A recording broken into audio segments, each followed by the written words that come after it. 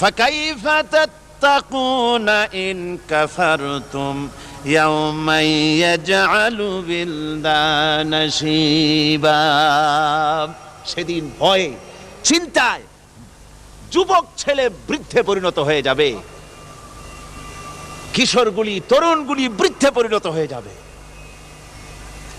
আমার বন্ধুগণ, মানুষ সেদিন দিক বিদিক হয়ে দৌড়াতে থাকবে, পালাবো কোথায়? আল্লাহ কোরআন শরীফে সব কথা বলে দিয়েছেন।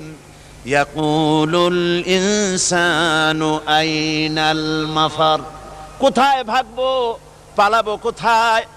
অস্থির হয়ে মানুষ দৌড়াতে থাকবে, পালাবো কোথায়, যাব কোথায়? আল্লাহ বলেন কাল্লা লা ওয়াজারা ইলা রাব্বিকা ইয়াউমাইযিনিল মুস্তাকার। ভাগবার কোনো রাস্তা নাই, পালাবার কোনো পথ